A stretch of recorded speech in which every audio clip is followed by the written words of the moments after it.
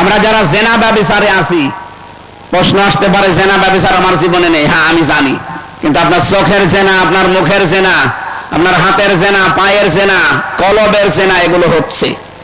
এই দেশটাতে এখনো যেহেতু ইসলামী পর্দা কায়েম হয়নি, এই জন্য হচ্ছে। কি দুইটা ঔষধ আল্লাহ দিয়েছেন, যদি মেনে চলতে পারেন, আমি সহ প্রত্যেকেই, সে যে বয়সেরই আছেন, প্রত্যেকেই যদি এই দুইটা ঔষধ মেনে চলতে পারি আল্লাহর দেওয়া, তাহলে জেনা থেকে বেঁচে থাকা যাবে। 15 দিন মাত্র আমল করেন। আজ যারা পরকীয়া প্রেমে আছেন, নিজের স্ত্রী বাদ দিয়ে অন্যের সাথে লাইন করেন, এটাও বন্ধ হয়ে যাবে। নিজের স্ত্রী বাদ দিয়ে অন্যের সাথে যারা লাইন করে, নিজের স্বামী বাদ দিয়ে অন্যের সাথে যারা লাইনে আছে, এমনি না, এটা কারণ আছে। কারণ স্বামীর কাছ থেকে, স্ত্রীর কাছ থেকে ওই রেসপন্স পায় না, তখনও বাধ্য হয়ে আলাদা রাস্তায় যায়। অথচ নিজের স্ত্রী বাদ দিয়ে ইল্লা আলা আজওয়াজিহিম আও মা মালাকাত আইমানুহুম ফাইন্নাহুম গায়রু মালুমিন, নিজের স্ত্রী বাদ দিয়ে অন্য কোন মহিলা কামনা করাই জায়েজ নেই, করাই জায়েজ নেই। সেখানে আমরা পরকীয়া প্রেমে অনেকে আসক্ত, এখানে মনে হয় নেই। কারা কারা করছেন হাত তোলেন তো। না, এই জেলায় থাকে, এই জেলায় সব আল্লাহর ওলি বাস করে, জেলায় নেই, অন্য জেলায় থাকতে পারে, এই জন্য বলছি। যারা নিজের স্ত্রীর প্রতি আজ আকর্ষণ হয় না, অন্যকে দেখলেই ভালো লাগে, তাদের জন্য বলছি 15 দিন আমল করবেন। এটা সূরা নূর 30 নম্বর আয়াত। অকুল্লিল মুমিনিনা ইয়াগুদ্দু মিন আবসারিহিম ওয়া ইয়াহফাযু ফুরুজাহুম যালিকা আযকা লাহুম। আল্লাহ পাক বলেন, এ মুমিন পুরুষেরা, পরনারী দেখলে তোমরা চক্ষু নিম্নগামী করবা। কে বলছেন? বলেন বলেন। এটা প্রথম ঔষধ।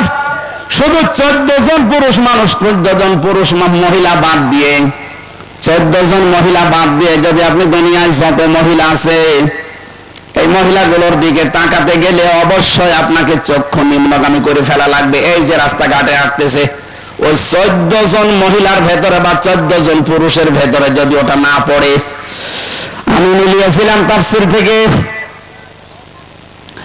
আল্লাহর নবী মুহাম্মদ রাসূলুল্লাহকে সূরা নিসার 21 নম্বর আয়াতের তাফসীরের ভেতরে জানিয়েছে, হে নবী, 14 জন মহিলা সম্পর্কে আপনি তাদেরকে জানান।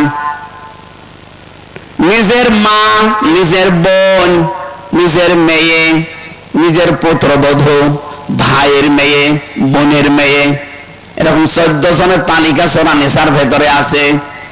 যদি এই 14 জন পড়ে যায় সামনে, আপনি তাকাতে পারবেন, কিন্তু মুখমণ্ডল, হাতের কবজি আর পায়ের পাতা বাদ দিয়ে বাকি জায়গায় তাকানো যাবে না। কথা বুঝতেছেন? নিজের যুবতী মেয়েও যদি সামনে পড়ে, অনেকে আজ আধুনিক পরিবারে দেখি শুনি যে মেয়েরা বাবার সামনে হাফ প্যান্ট পরে থাকে। নাউযুবিল্লাহি মিন যালিক। এজন্য অঘটনও ঘটে যায়। আল্লাহর প্রতিটি বিধানের ভেতরে শিক্ষা আছে না নেই? এই জন্য আমরা সব কথা বলছি, এই 14 জন মহিলা বাদ দিয়ে যারাই সামনে পড়বে, মন যদিও চাই কন্ট্রোল করে চক্ষু নিম্নগামী করবেন, আর লজ্জা স্থানের হেফাজত করা লাগবে। 15 দিন একটু কাজ করে দেখেন, দুনিয়ার কোন মহিলার প্রতি আর আপনার আকর্ষণ যাবে না, তখন সব আকর্ষণ আপনার জায়েজ স্ত্রীর প্রতি যাবে। আল্লাহ আমি সহ যারা আসলাম, এই ঔষধগুলো মেনে চলার তৌফিক দিন। 2 নম্বরে লজ্জা স্থানের হেফাজত করা বড় কঠিন হয়ে গেছে এই আকাশ সংস্কৃতির কারণে। এগুলো সব এখন আমাদের কাছে আসে। এই জায়গায় যে কত কঠিন নিজেকে কন্ট্রোল করার, বিশেষ করে যুবক মানুষ যারা, আমি সহ যারাই আছি, আমাকে সহ আল্লাহ প্রত্যেককে যেন নিজের পক্ষ থেকে সাহায্য করে এই জেনা থেকে বাঁচার তৌফিক দেন, আমিন। অতালাহুম, হে নবী, আপনি তাদেরকে হত্যা করেননি, হত্যা করেছে আমি আল্লাহ নিজে তাদেরকে। এটা যখন নবীজি নিজে হিজরত করার জন্য বাড়ি থেকে বের হবেন, ওই সময় বিশ্ব নবীকে আল্লাহ বলেছিলেন শুধু একটু বালি হাতে নেন, সামনের দিকে ফিকে মারেন, সূরা ইয়াসিনের কয়েকটা আয়াত তেলাওয়াত করে, বাকি যা করা লাগে আমি আল্লাহর কুদরত করবে। নবীজি তো সামনের দিকে বালি মেরেছিলেন, কয়েকটা কাফেরের গায়ে লাগার কথা ছিল তাদের চোখে মুখে, যে চারিদিকে যারা দাঁড়িয়ে আছে 42 জন, এদের চোখে মুখে নাকে গেল কি করে? রব্বুল আলামিন পরবর্তীতে জানিয়েছেন, ওমা রামাইতা ইয রামাইতা ওয়ালাকিন্নাল্লাহা রামা। হে নবী, আপনি শুধু বালি নিক্ষেপ করেছিলেন, এতটুকুই আপনার কাজ শেষ। বাকি যা করার আপনি কিছুই করেননি। ওইটা আমার জিবরাইল সঙ্গে সঙ্গে হাতে নিয়ে নেয়, প্রত্যেকটা কাফেরের চোখে মুখের ভেতরে এটা দিয়ে দেয়। ওরা হাত ডলতে থাকে, চোখ ডলতে থাকে, মাঝখান থেকে আপনাকে আমি আল্লাহ বের করে দেই। এই ঘটনার ভেতরে যত মানুষকে আমরা হত্যা হতে দেখেছি, মরে যেতে দেখেছি, এই মানুষগুলোকে নবীজি একটাও মারেন নাই। প্রত্যেককে আল্লাহ দুনিয়া থেকে বিদায় করেছেন নিজে। ফালাম তাকতুলুহুম, আপনি একটাও মারেননি। ওয়ালাকিন্নাল্লাহা কাতালাহুম, বরং আল্লাহ তাদেরকে হত্যা করেছে। এই শব্দটা শুনলে অনেকে আজ খারাপ মনে করে, ইসলাম তাহলে মারামারি, কাটাকাটি, হত্যা। আরে ভাই, ইসলামের নিয়মগুলো আল্লাহ বুঝে শুনেই দিয়েছেন। কারণ মানুষের যে চরিত্র, এই যে 4 জন মানুষকে ছাত্রলীগ যদি সত্যিই মেরে ফেলে, এখনো তো তদন্ত হয়নি, যেহেতু বলতেছে সাতপন্থী যারা, তারা যে ছাত্রলীগকে ভাড়া করে আমাদেরকে জবাই করা হয়েছে, এটা যদি সত্যি প্রমাণ হয়ে যায়, এই খুনিদেরকে আপনি শুধু ওয়াজ করে জীবনও বিরত রাখতে পারবেন না। এদেরকে যদি থামাতে হয়, আমার মনে হয় এদেরকেও ঠিক ওইভাবেই জবাই করা লাগবে। ওরা 4 জন মেরেছে, ওদের 8 জনকে জবাই করে দেন, জনসম্মুখে দেখবেন এমনি টাইট হয়ে যাবে। কারণ এমনিতে ওরা নিষিদ্ধ। এখন কথা বলছে না কেন? ওরা নিষিদ্ধ না, রাস্তাঘাটে পেলে কিন্তু মানুষ পিটাবে। এখন চরমপন্থা বেছে নিয়েছে, করেন। বিশ্ব মিডিয়ায় কিন্তু এগুলো ফোকাস হচ্ছে। 4 জন মেরেছেন তো 40 জনের খেসারত দেওয়া লাগবে। এতদিন এই মিথ্যাটা ইসলামপন্থীদের উপর দিয়ে চালাতেন, যে এরা জঙ্গিবাদ, এরা জঙ্গি। এই নাটকটা এখন আল্লাহ ঘুরিয়ে আপনাদের উপরে খাটাবে। বলেন, র্যাবের ডিসি এখন চিনি নতুন দায়িত্ব পেয়েছে। দায়িত্ব পেয়ে প্রথম দিন ঘোষণা দিয়েছে, বাংলাদেশে জঙ্গি যা ছিল সবগুলো নাটক। আমি তো এই 3 বছর যতগুলো মানুষের সাথে মিশেছি জেলখানায়, জঙ্গিদের ভেতরে মাঝে মাঝে আমার নিয়ে যেত। কিসের জঙ্গি? ওরা ছাত্র শিবিরের সদস্য ধরে নিয়ে এসে বলছে যে জঙ্গি। এখন মেন ঠেলা একটা নিরপরাধ মানুষের উপরে দোষ চাপিয়ে দিয়েছিলেন। ওমা ইয়াকসিব খতিয়াতান আও ইসমান সুম্মা ইয়ারমি বিহি বারিয়ান ফাকাদ ইহতামালা বুহতানা ওয়া ইসমান মুবিনা। সূরা নিসার 113 নম্বর আয়াত। কোন মানুষ যদি নিজে অন্যায় করে আর অন্যায়টা নিরপরাধ একটা মানুষের উপরে চাপিয়ে তাকে কালার করে দেয়, বিপদে ফেলে দেয়, আল্লাহ পাক বলেন ও যেন প্রকাশ্য পাপের বোঝা বহন করে নিয়ে বেড়ায়। ওরা যে আজ প্রকাশ্য পাপের বোঝা, ওরা যে খুনি, ওরা যে গণহত্যাকারী, সারা দুনিয়া এখন জানতেছে। এই মিথ্যা তহমতটা আমাদের উপরে এতদিন দিয়ে চালিয়েছে। আমার নামেও জঙ্গি মামলা দিয়ে 3 বছর আটকিয়ে রাখলো। এখন মেন আপনার নামে এখন আসলটা চলছে। কথা বলেন না কেন? এই জন্য ইসলামের ঔষধ গুলো আল্লাহ বানিয়েছে ঠিক ওই কায়দায়। যেখানে যেরকম দরকার ঔষধ, ওখানে ওই রকম পাওয়ারফুল দেওয়া লাগে। এখানে আমি 100 পাওয়ার ঔষধ লাগবে, 10 পাওয়ারে দিলে হবে? সুতরাং হত্যার পক্ষে আল্লাহ না, কিন্তু বাস্তবতা ঠিক রাখতে হলে মাঝে মাঝে এরকম ঔষধ দেওয়া লাগে। আমার মনে হয় বাংলাদেশ এখন শান্ত করার জন্য যারা এই 4 জন তাবলীগ জামাতের মানুষকে হত্যা করলো, এদের খুঁজে ওইভাবে জবাই করা দরকার। কারণ আল্লাহ তো আর হত্যার বিপক্ষে না, আইন দিয়েছে এই সংশোধনের জন্য। আর আমরা চাচ্ছি এ দেশটা সংশোধন হোক নাকি? যে 9টা বিষয় ছিল বৈষম্য বিরোধী ছাত্র আন্দোলনে, তাদের এটাও ছিল যে আমরা সংস্কার চাই, আমরা সংশোধন চাই। সংশোধন তো করতে চাচ্ছি, আপনি যা করেছেন উল্টিয়ে ওইটা যদি আপনার পক্ষে বিপক্ষে কাজে লাগানো যায়, ঠিক আপনি টাইট হয়ে যাবেন। আমরা চাচ্ছি খুব তাড়াতাড়ি এই 4টা মানুষ হত্যার বিচার করা হোক, খুব তাড়াতাড়ি। এক কথা বলে না কেন? সে যে যাকেই মেরেছেন মানুষ তো সে, কেন আপনি তাকে হত্যা করবেন ঘমন্ত মানুষকে? খুব তাড়াতাড়ি এদেরকে আইনের আওতায় এনে যেভাবে ওরা জবাই করেছে বাইতুল মোকাররমের সামনে নিয়ে ঠিক ওদেরকে ওইভাবে জবাই করেন। সারা দেশ এই অবৈধ হত্যা বন্ধ হয়ে যাবে। এইটা আজ করা হয়নি, এই কারণেই 53 বছর কোন খুনের বিচার আমরা পাইনি। বিনা কারণে আল্লামা সাঈদীকে আপনি ঔষধ দিয়ে মেরে ফেললেন। লোকটাকে নিয়ে গেলেন, বললেন যে চিকিৎসা করা হবে, ও তো আনন্দে বের হচ্ছিল। আপনি ধোঁকা দিয়ে বোকা বানিয়ে তাকে ইনজেকশনের মাধ্যমে দুনিয়া থেকে বিদায় করে দিন। আপনার খুনি। রিমান্ডে আমারে যখন জিজ্ঞাসা করছে, আপনি স্ট্যাটাস দিয়েছিলেন যে পৃথিবীতে এক প্রধানমন্ত্রী আছে খনি, কেন বললেন? হ্যাঁ, দুনিয়াতে তো 257টা রাষ্ট্র, পৃথিবীর কোন প্রধানমন্ত্রী আছে খনি? কোন প্রধানমন্ত্রী খনি আমরা জানি না।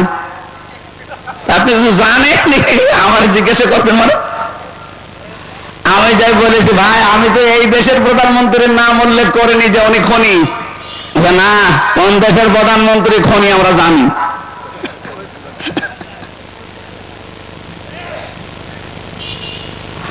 এই জন্য এখানে শাব্দিক অর্থ শুনে মনে হচ্ছে আল্লাহ মনে হয় মারামারি কাটাকাটি এ হত্যার পক্ষে না। আল্লাহ হত্যার পক্ষে না।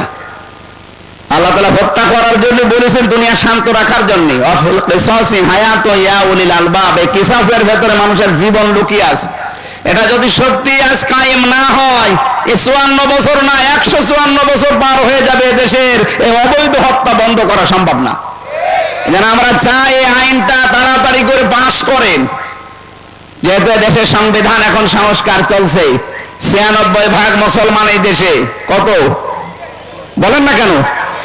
আমরা তো চাই 4% যারা অন্য শান্তির আছে তারাও চাচ্ছে যে শান্তি চাই। তো শান্তি চাইলে এর উপরে আর শান্তি দেওয়ার কিছু নেই। 77টা আয়াত দিয়ে আল্লাহ একটা সূরা নাযিল করেছেন, নাম তার সংবিধান, সূরা ফুরকান। নাম কি? 77টা আয়াত আছে, 73টা ধারা আছে। আমরা তাফসীর পড়ে, কোরআন হাদিস পড়ে বাস্তবতায় যা দেখেছি, এই 73টা ধারা দিয়ে বাংলাদেশের যে সংবিধান এখন সংস্কার চলছে, আমাদের আওয়াজ যদি সবার ওঠে যে আমরা এই 73টা ধারা চাই, আর এই ধারাগুলো দিয়ে যদি বাংলাদেশের সংবিধান তৈরি করা হয়, এই দেশটা 41 সাল টার্গেট দেওয়ার দরকার নেই। এই বাংলাদেশ 41 দিনে একটা মিনি জান্নাত হয়ে যাবে। এমন এমন বিধান আল্লাহ ওই 73টা ধারার ভেতরে দিয়েছে। সুবহানাল্লাহ বলতে পারেন না?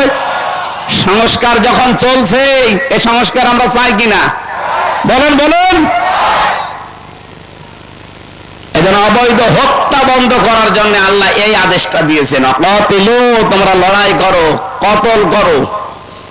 আল্লাহ কিন্তু একেবারে শব্দটা খুব কঠিন দিয়েছেন, কারণ দুনিয়া শান্ত করা দরকার। আর এখন আমার মনে হয় এটা আরো বেশি দরকার। ওয়ালা তুফসিদু ফিল আরদি বা'দা ইসলাহিহা, পৃথিবী শান্ত হয়ে যাওয়ার পরে কোন মানুষ যেন এখানে বিশৃঙ্খলা তৈরি না করে। সুতরাং এইটা যারা করছেন তাদের বিরুদ্ধে এখন সবাইকে ঐক্যবদ্ধ হওয়া ঈমানের দাবি। এইটা তাহলে কতল করা লাগবে, মারামারি করা লাগবে কার রাস্তায়? ফি সাবিলিল্লাহ। এই রাস্তাটাই আল্লাহর। নামাজ এটা আল্লাহর রাস্তা, রোজা আল্লাহর রাস্তা, হজ আল্লাহর রাস্তা। আমি পড়া কোরআনে পাইনি, আপনি পাইলে কোনো আয়াত বলেন। নামাজ পড়লেই এইটা ইসলাম, রোজা রাখলে এইটা ইসলাম, এইটাই আল্লাহর পথ। এখন প্রশ্ন আসতে পারে না যে আমরা যে লড়াই করব, সংগ্রাম করব আল্লাহর রাস্তায়। আল্লাহর রাস্তা কোনটা? অধিকাংশ মানুষ যারা আছে এরা বলে আল্লাহর রাস্তা মানে নামাজ, আল্লাহর রাস্তা মানে রোজা রাখা, আল্লাহর রাস্তা মানে জিকির করা। না, পুরা কোরআনে এই সমস্ত নামে কোন জায়গায় ফি সাবিলিল্লাহ নেই। আল্লাহর রাস্তা মানে হয় ওয়াজাহিদু ফি সাবিলিল্লাহ ওয়া কাতিলু ফি সাবিলিল্লাহ। আল্লাহ এইটাই চায় যে আমার রাস্তায় জিহাদ হবে, আমার রাস্তায় কতল হবে, এইটাই আমার রাস্তা। এটা যদি আজ আমরা 18 কোটি মানুষ বুঝে ফেলতাম, পাশে যারা শত্রুতা করছে আশপাশের এই প্রতিবেশী নামে কলঙ্ক, এরা ভয়ে থাকতো সবচাইতে বেশি। আমি ওদের যত প্রদেশ ঘুরেছি, ওদের ভেতরে সবচাইতে বেশি ভয় মরণের। ওয়ালা তাজিদান্নাহুম আহরাসান নাসি আলা হায়াতি ওয়া মিনাল্লাযিনা আশরাকু। সূরা বাকারার ভেতরে আল্লাহ বলেন, হে নবী, লামে তাকিদ নুনে সাকিলা, অবশ্যই আপনি দেখতে পাবেন এই পৃথিবীতে সবচাইতে বেশি জীবনকে ভালোবাসে মুশরিকরা। কারা? ওদেরকে একটু ভয় ধরিয়ে দিয়েছেন, এখন ভাই না দাদা না বাবা ডাকতেছে। ওরা নিজেরাই বলেছিল যে ভিসা দেব না চিকিৎসার জন্য। না, তোদের দেশে আর না যাওয়ার কোনো দরকার নেই।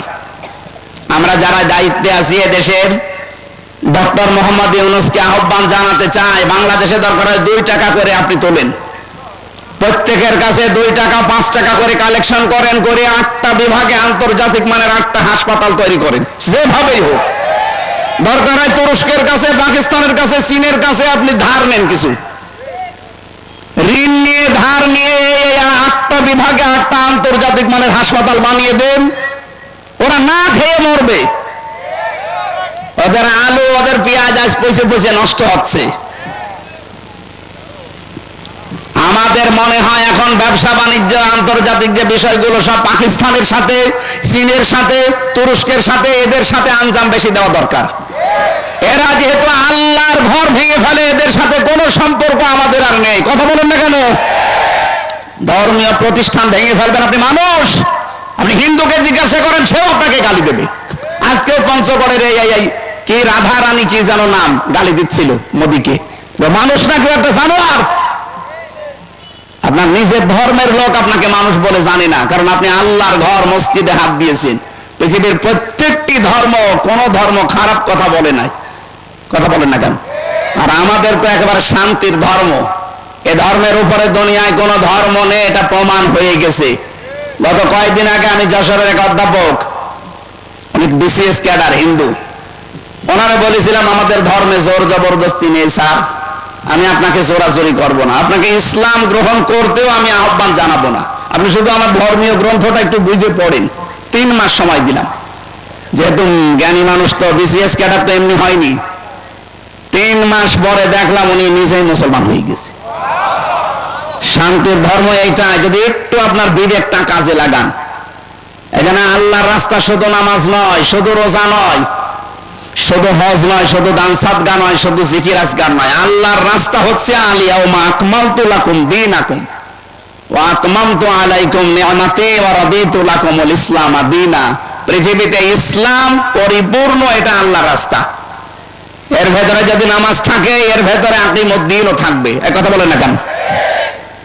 এই যে আমার বাড়ি মনে করেন, এটা এই বাড়িটা আমার, এখানে আমি 5 তলা বিল্ডিং এর মালিক, সবগুলো ভাড়া দিয়ে দিয়েছি। আমার বউ ছেলে মেয়ে 1 তলায় থাকে। এখন যদি শাহাবুদ্দিন সাহেব এসে বলে এখানে বাড়ি ঘর জারি হোক, এখানে নিয়ম নীতি আমার চলবে, এমনকি আপনার বউ ছেলে মেয়ে আমার কথায় উঠবে বসবে। উনি যত বড় লোক হোক, ওনার কথা মানা টাইম আছে আমার? কথা বলে না কেন? বাস্তবতা এইটা। একটা ঘরের মালিক আমি, উনি বাইরের লোক এসে আমার কথা, ওনার কথা শোনার মতো টাইম আমার নেই, তাও বড় মানুষ। আল্লাহ বলেন আলা লাহুল খালকু ওয়াল আমরু, এই জমিন আমার, এখানে আইনও চলবে আমার। ইনিল হুকমু ইল্লা লিল্লাহ, বানিয়েছি আমি, এখানে বিধান দেওয়ার মালিককে। সেইটা বাদ দিয়ে যদি দুনিয়ার কারো বিধান এখানে চালু করার চেষ্টা করেন, আল্লাহ মেনে নেবে? এই জন্য তো আল্লাহ মানে না। এজন্য আমাদের উচিত হবে, আমার ঘরে যেমন শাহাবুদ্দিন সাহেবের বিধান নিয়ম নীতি চলে না, আল্লাহর এই দুনিয়া, এই জমিনে আল্লাহ বাদে কোন মানুষের তৈরি করা আইন চলবে না। এটা অনেকে দুনিয়ার কাজ মনে করে এড়িয়ে যান, না, এইটাই আসল কাজ। ওয়াকাতিলু ফি সাবিলিল্লাহ, এইটার জন্য যদি কতল করা লাগে, মারামারি করা লাগে, মিছিল মিটিং করা লাগে, দল করা লাগে, যদি রায় দেওয়া লাগে, সব আমি এইটার জন্য করব। কিন্তু পরের শব্দে আল্লাহ দিয়েছেন ওয়াকাতিলু ফি সাবিলিল্লাহিল্লাযীনা ইউকাতিলুনাকুম ওয়া লা তা'তাদু। কিন্তু সাবধান এই কাজ করতে, যে তোমরা সীমা লঙ্ঘন করবা না। কি করবা না? এই বিষয়টা সামনে নিয়ে আসা লাগবে আমাদের। আর এইটার সামনে আছে, এজন্য আমি কোরআন হাত দিয়ে বলছি, জামাত শিবির আর জামাত ইসলামী ছাত্রী সংস্থা, এই 3টার ভেতরে এইটা আছে। এরা সীমা লঙ্ঘন করে না, এই কারণে আল্লাহ এদের কাজ উপরে তুলে দিচ্ছে। আপনাদেরকে আহ্বান জানাচ্ছি, যারা বিভিন্ন রাজনৈতিক দলে আছে, সীমা লঙ্ঘন বন্ধ করেন ভাই। নিজের ব্যক্তিগত জীবন থেকে শুরু করে সব জায়গায় সীমা লঙ্ঘন বন্ধ করেন, আপনাকেও আল্লাহ পরিচিত করে দেবে, আপনাকেও আল্লাহ মানুষের কাছে গ্রহণযোগ্যতা বাড়িয়ে দেবে। ইন্নাল্লাহা লা ইউহিব্বুল মুতাদিন, অবশ্যই আমি আল্লাহ সীমা লঙ্ঘন যারা করে তাদেরকে পছন্দ করি না, ভালোবাসি না। আল্লাহ যদি ভালো না বাসে, দুনিয়ার মানুষের ভেতরে ভালোবাসা পয়দা হবে? এই জন্য জোর করে যারা ছিল, মানুষও পছন্দ করে নাই, আল্লাহ পছন্দ করে নাই। যেন আমরা যেন অনেকে আবার জোর করার চেষ্টায় আছেন, আপনি থামবেন।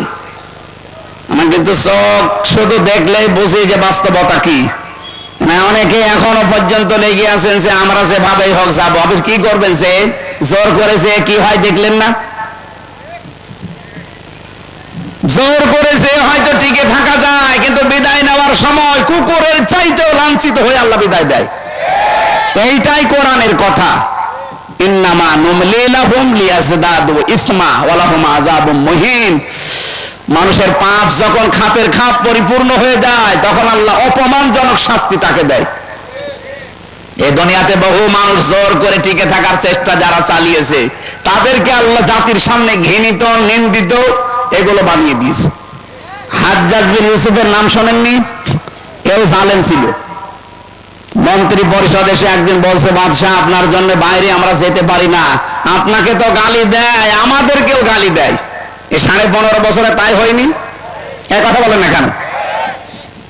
ও বলছে আমারে গালি দেয় কে আমি দেখবো। রাস্তায় গেছে ছদ্মবেশ নিয়ে, গ্রাম্য এক লোকের সাথে দেখা। ওই দেখা বাচ্চা হাজ্জাজ বিন ইউসুফ, লোকটা কেমন? ওই ও তো জালেম, ও জালেম, ও জালেমের বাচ্চা জালেম। যে বারবার সালেম বলে ওর মেজাজ খারাপ হয়ে গেছে। ডাক দিয়ে বলছে, বেটা আমারে চেনো? না, আমি সে হাজ্জাজ বিন ইউসুফ। ও মনে মনে ভাবে, আল্লাহ আমার তো আজকে মাথা থাকবে না। ডাক দিয়ে বলছে, বাদশাহ আপনি আমারে চেনেন? না তো, আমি এই গ্রামের ওই লোক যার মাসে 2 দিন মাথা খারাপ হয়, আজকে তার পয়লা দিন। তো মাসে 2 দিন মাথা খারাপ হয়, আজকে প্রথম দিন, তার মানে আর একদিন হবে। পাগল, ওই দিন পাগল বলে বেঁচে গিয়েছে, তাছাড়া বাঁচার কথা ছিল। আমরা ওই 15.5 বছরে পাগল বলেই বেঁচেছিলাম। এক কথা বলছে, জোর করে থাকা যায় না ভাই। এখনো যারা এই ধান্দায় আছেন যে থাকবো যা হয় হবে, কিচ্ছু পারবেন না, কারণ সে সিস্টেম এখন পাল্টিয়ে গেছে। তত্ত্বাবধায়ক সরকার আবার আসতেছে। কি আপনি দেখেননি কালকের পেপার? আবার ঘুরে আসতেছে। আগামীতে কেউ যেন 5 বছর জুলুম করে আবার টিকে থাকবে, ভয়ে ভয়ে থাকা লাগবে। আল্লাহ রাব্বুল আলামিন 7 প্রকার মানুষকে তিনি পছন্দ করেন না। তার ভেতরে প্রথম নম্বরে যারা সীমা লঙ্ঘন দুনিয়ায় করে, সেই জান্নাত থেকে শুরু হয়েছে। সীমা লঙ্ঘন করলে আল্লাহ পাক তাকে শাস্তি দিয়েছে। আমাদের আদি পিতা মাতা সীমা লঙ্ঘন করেছিল, গাছের কাছে যাওয়া নিষেধ ছিল, গিয়েছিল, সীমা লঙ্ঘন, আল্লাহ দুনিয়াতে পাঠিয়ে শাস্তি দিচ্ছে। হযরত মুসা আলাইহিস সালাম এমনিতে রাগী নবী ছিলেন। একদিন ডাক দিয়ে বলছে, বাবা রূহের মানে যে মেরাজে যাওয়ার সময় 2 নবীকে কথোপকথন করেছিল। কয়েকটা বর্ণনা তাফসিরে আছে, এই বর্ণনাটাই সঠিক। ডাক দিয়ে বলছে, আব্বাজান আপনি কোন কারণে এই গন্ধম গাছের কাছে মাকে নিয়ে গেলেন আর ফল খেলেন? যদি ফল না খেতেন তাহলে তো আর এই দুনিয়ার এই সংসার বিক্ষুব্ধ পৃথিবীতে আমাদের আশা লাগতো না। এই ঝামেলার দুনিয়ায় ফেরাউন আমাকে খালি তাড়িয়ে নিয়ে বেড়ায়। হযরত আদম আলাইহিস সালাম বলেছিলেন, বেটা যদি ফল না খেতাম তো তোমরাও তো হইতে না। আমি ফল খেয়েছিলাম, অন্তত তোমরা দুনিয়ায় এসেছো, আবার কাজকর্ম করো, এরপরে আবার যে আমাদের আসল বাড়ি ওই বাড়ি ফেরত যাবা। কিন্তু আমাদের সীমা লঙ্ঘন যদি দুনিয়ায় আসার পরও আবার হয়, ওই যে বাড়ি থেকে আসলাম ওই বাড়ি আর ফেরত যাওয়া হবে না, আর একটা বাড়ি আছে জেলখানা। সুতরাং ওই বাড়িতে যেন আমাদের যাওয়া না লাগে। জেলখানা দুনিয়াটাই যেরকম দেখলাম, আল্লাহটা না জানি কত কঠিন। আল্লাহটা কঠিন হবে না? আল্লাহ তাআলা বলেন, লা ইয়ামুতু ফিহা ওয়ালা ইয়াহইয়া, এমন জাহান্নাম বানিয়েছি মরবেও না বাঁচবেও না। এখানে প্রথম নম্বরে আল্লাহর ঘৃণিত বান্দা তারা যারা সীমা লঙ্ঘন করে। আজকে থেকে কোনো কাজে যেন আমরা সীমা লঙ্ঘন না করি। আল্লাহ আমাদের তৌফিক দিন এই আমলটা করার, বলেন আমিন। আল্লাহুম্মা আমিন। লা ইলাহা ইল্লা আনতা সুবহানাকা ইন্নী কুনতু মিনাজ জালিমিন। আল্লাহ তাআলা এখনই নামাজ হবে যোহরের, এজন্য আমরা শেষ করে দিয়েছি। যেভাবে আরম্ভ করেছিলাম আমার মাঝে কয়েক ঘন্টা আমরা চলতাম, কেউ চলে যেত না। কোরআনে কারীম শোনার জন্য, বোঝার জন্য মানুষগুলো এত পাগল হয়ে আছে। আল্লাহ তাআলা মেহেরবানি করে আয়াতের প্রথম শিক্ষা, জীবনের সীমা লঙ্ঘন থেকে আমাদেরকে বাঁচাও। রব্বুল আলামিন দেশটা তুমি স্বাধীন করে দিলে, এই দেশটাতে তোমার কোরআনের আইনও জারি করে দাও। তোমার বান্দা বান্দীদের মন দিল তোমার আইনের দিকে ঝুঁকিয়ে দাও। যারা চেষ্টা চালাচ্ছে এদেশে কোরআনের আইন কায়েম করার জন্য, তাদের তুমি হামে ও নাসির হয়ে দাও। মা বোন যারা এসেছে আল্লাহ, মা বোনদেরকে ফাতিমার মতো, খাদিজার মতো বানিয়ে দাও। এদেরকে পর্দায় থাকার তৌফিক দাও।